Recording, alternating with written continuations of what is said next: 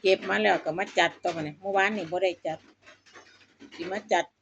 ดใหม่แล้วก็แยกอันใดมีหัวโลกขึ้นมาได้หัวน้ำจังซี่ก็สิเอาไปใส่กระถางจะไปใส่กระถางแบบดอกกระเจียวปทุมมาอันนี้ก็อันนี้บ่ได้หัวขึ้นมาน้ำเนาะจ้ะก็สิเฮ็ดใส่แจกกันเฮ็ดใส่แจกกัน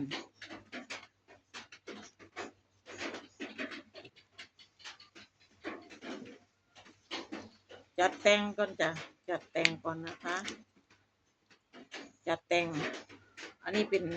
นั่นแหละสิเอาไปประดับร้านจ้ะอันนี้เขามีหัวมาด้วยเขามีรากมาด้วยว่านี่โมมีรากอันนี้ก็งามสวยไหมคะธรรมชาติปั้นแต่งเลยล่ะต้นของเขาลำต้นของเขา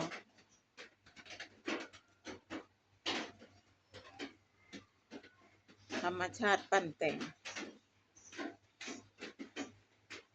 ต้นใดยาวเกินก็จะตัดออก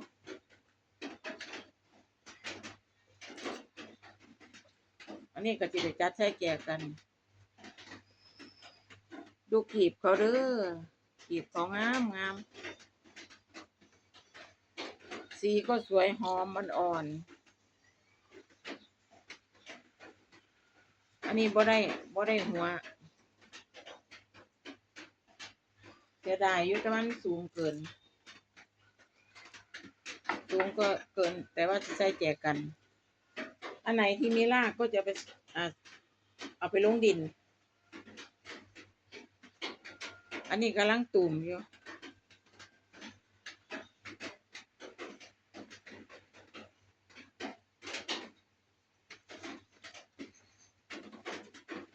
จัดแต่งก่อน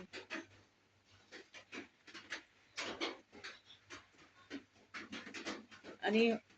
สองอันต้องอยู่น้ำกันอันตูมก็ต้องเอาไว้กับอันตูม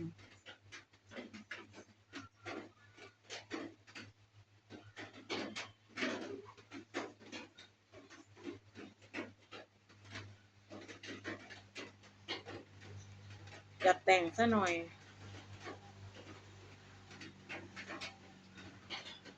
จัดแต่งจากหน่อย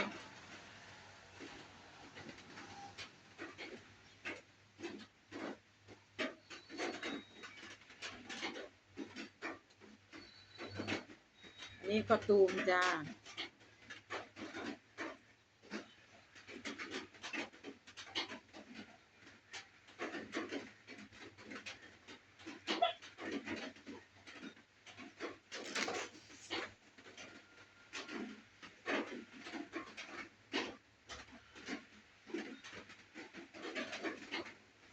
ใบมันเยอะเอาใบออกใบเยอะบางดอก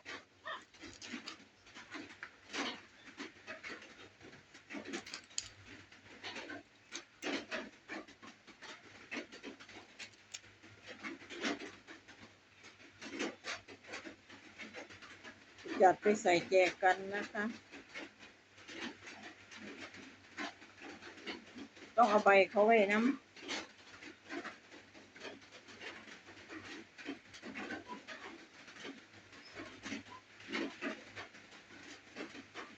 ตูมกับตูมก็อยู่ด้วยกัน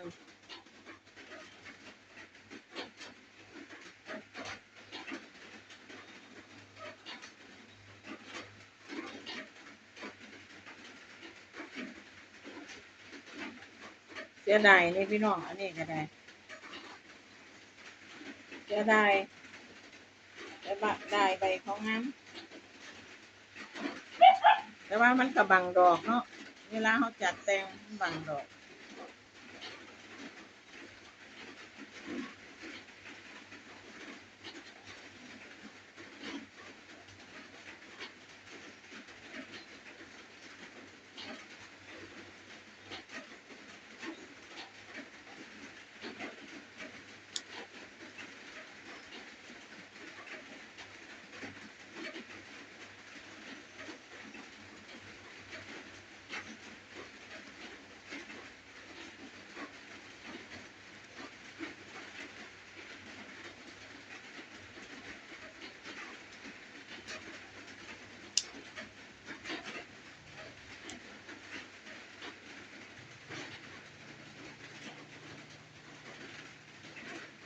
นนี้ส่วนดอกตูมนะคะดอกตูมอันนี้ดอกบาน